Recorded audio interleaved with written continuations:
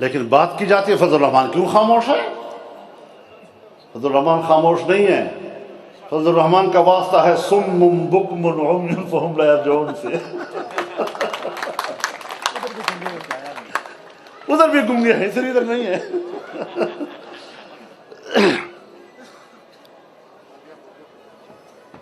جن کو کچھ پتہ ہی نہیں ہے کہ کشمیر کا مسئلہ ہے کیا، جو کشمیر کے مسئلے کے ابجد سے واقف نہیں ہیں، جو اس کی تاریخ سے واقف نہیں ہیں، وہ بھی کشمیر کی بات کر رہے ہیں.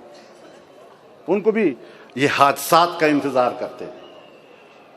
جب 40-50 لاشیں گریں گی، 1000-1500 لوگ زخمی ہوں گے، 100-150 لوگ نابینا ہوں گے، اور کشمیر کی سرزمین کشمیریوں کے خون سے رنگین ہوں گی، تو پھر اس پر وہ سیاست کریں گے، اس پر ان کی ریٹنگ چلے گی.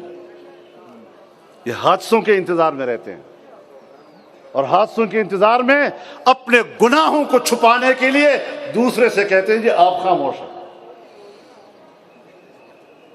میری آواز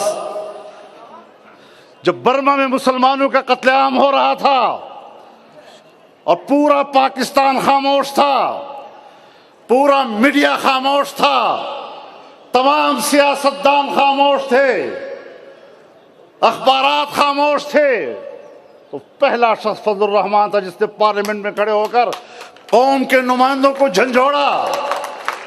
مسلمانوں کا خون ہو رہا ہے، کس خواب خرگوش میں ہو.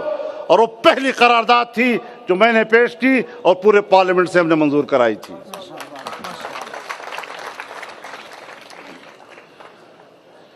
یہ عالم اسلام کے کیس کیا جانتے ہیں؟ فلسطین کا معاملہ ہو ہم میدان عمل میں ہوتے ہیں. جب افغانستان پر امریکہ نے حملہ کیا ہم نے جرت کی.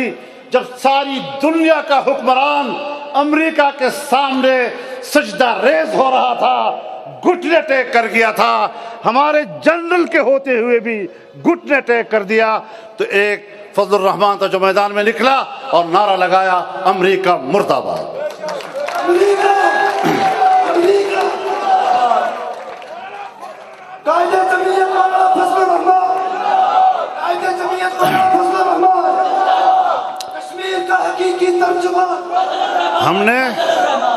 ہم نے خدمت کی ہے، ہم پوری دنیا میں گئے ہیں، اور جب میں کشمیر کی جنگ لڑتا ہوں، جب میں لندن جاتا ہوں، برطانیہ کے پارلیمنٹ میں جاتا ہوں، جب میں برسلز جاتا ہوں اور وہاں کے یورپی پارلیمنٹ کے اندر کشمیر کا مسئلہ اٹھاتا ہوں، تو پھر ہمارے ملک کے کچھ اللہ ان کو ہدایت دے، وہ ہماری کردار کشی میں مصروف ہو جاتے ہیں. کون بچائے گا پاکستان؟ مولانا فضل الرحمان. کون بچائے گا پاکستان؟ فضل الرحمان. فضل الرحمان. کون بچائے گا پاکستان؟ کون بچائے گا؟ اس کو چپ کراؤ. مولانا فضل الرحمان. کون بچائے گا پاکستان؟ اللہ بچائے گا پاکستان.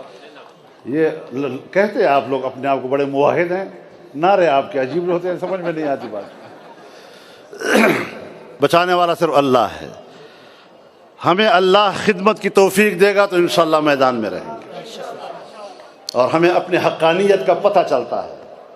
جب ہم دعویٰ کرتے ہیں کہ ہم حق پر ہیں، جب دنیا میں خدا کا دشمن ہمارے مقابلے میں ہوتا ہے تو ہمیں پتہ ہوتا ہے کہ اب ہم اللہ والے ہیں.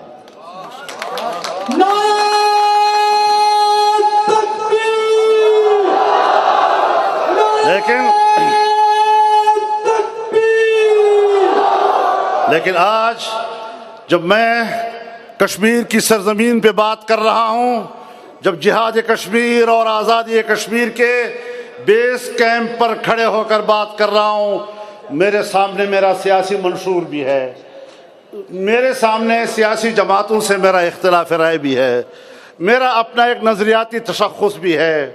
لیکن ایک طرف میرے کشمیری بھائیوں کا خون بہہ رہا ہو اور دوسری طرف ہم ایک سیٹ جیتنے کے لیے سٹیجوں پر ایک دوسرے کے گریبان پھاڑ رہے ہوں، ایک دوسرے کے دامن پر سیاہی پھینک رہے ہوں، ایک دوسرے پر تہمتیں باندھ رہے ہوں، الزامات کے طوفان تمار کر رہے ہوں، میں نہیں سمجھتا کہ آج کے ان حالات میں خطۂ کشمیر پر ہم ایسی سیاست کریں۔ آپ دیکھ رہے ہیں دوسری پارٹیاں اپنے سٹیجوں پر جو لب و لہجہ اختیار کرتی ہیں، جمعیت علماء کا پلیٹ فارم الحمدللہ اپنے حدود میں رہتا ہے۔ تو میرے محترم دوستو، ہمیں آج یہاں کشمیر کے مسئلے پر یکجہتی کرنی چاہیے، ہمیں ایک قوم بن کر اور ایک موقف لے کر بات کرنی چاہیے، ہمیں اپنے سیاسی اختلافات کی بھینٹ نہیں چڑھا دینا چاہیے مسئلہ کشمیر کو۔ ہاں، پارلیمنٹ ہے، پارلیمنٹ کے اندر منشور کی بات ہے، نظریات کی بات ہے، یہاں تو مشکل یہ ہے کہ جو جماعتیں ان پر الزامات ہیں کہ یہ کرپٹ ہیں، چور ہیں، فلاں ہیں، تو اقتدار کا حق بھی انہی کا ہے۔ اور جو پارٹی قیام پاکستان سے لے کر آج تک اس کے بارے میں ایک حرف نہیں کہہ پا رہی، اس کے بارے میں کہتے ہیں مولوی صاحبان کو اور جمعیت کو ہم کیوں ووٹ دیں؟ کردار کی بنیاد پر اگر ووٹ کی بات ہے تو میں سمجھتا ہوں کہ جمعیت علماء کے بغیر پورے ملک میں کسی کو حق نہیں ہے۔